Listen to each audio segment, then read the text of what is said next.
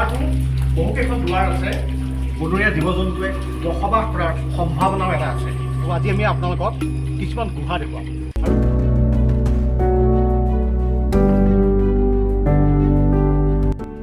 মেঘালয় প্ৰাকৃতিক সৌন্দৰ্যৰে ভৰপূৰ এখন ৰাজ্য।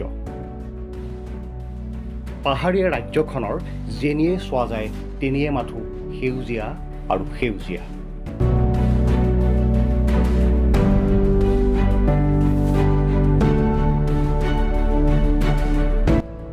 প্ৰকৃতিয়ে ধুনীয়াকৈ সজাই তোলা মেঘালয়ত ৰাস্তা ঘাটৰো আছে এক নিজস্ব সৌন্দৰ্য। পথবোৰ অকোৱা পকোৱা হ'লেও গৈ ভাল লাগে।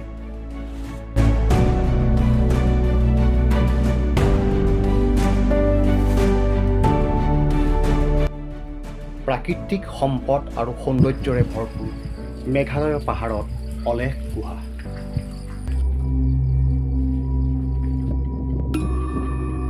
পৌৰাণিক কাহিনীবোৰত আমি গুহাৰ কথা শুনিছিলোঁ, আৰু আজি আমি আপোনালোকক কিছুমান গুহা দেখুৱাম। আৰু এই গুহা আছে মেঘালয়ত। আহক আমি তেনেকুৱা গুহাৰ ভিতৰলৈ সোমাই যাওঁ।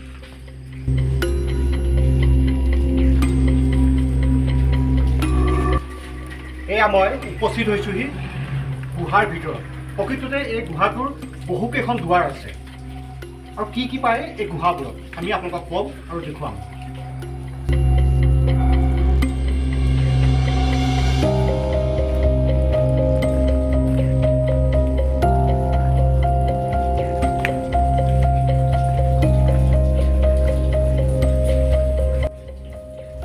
মেঘালয়ৰ পাহাৰবোৰত প্ৰকৃতিসৃষ্ট আৰু মানৱসৃষ্ট দুইটা গুহাই পোৱা যায়।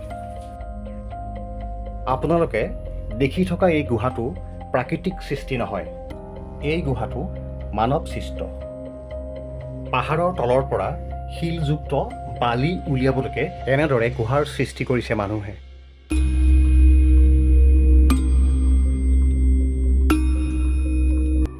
গুহাটো বহুকেইখন দুৱাৰ আছে বা বহুটা বাট আছে গুহাটোৰ ভিতৰত প্ৰৱেশ কৰা। আৰু আমি গুহাটোৰ ভিতৰত দেখিলোঁ বৰ অন্ধকাৰ, আৰু প্ৰতিটো গুহাৰ ভিতৰত প্ৰকৃততে গুহাবোৰত পাহাৰৰ তলত অৱস্থিত, আৰু গোটেই পাহাৰৰ পৰা কুকুটে পানী পৰি থকা দেখা গৈছে। আৰু আমি সেই দৃশ্য আপোনালোকক দেখুৱাইছোঁ। পাহাৰৰ তলত এনেদৰে পানী কুকুটে পৰি ইয়াত জমা হৈছে আৰু বালিও হৈছে। বহুত ভিতৰলৈ যিহেতু বহুতো বাট আছে, গতিকে এই গুহাবোৰত বনৰীয়া জীৱ জন্তুৱে বসবাস কৰাৰ সম্ভাৱনাও এটা আছে।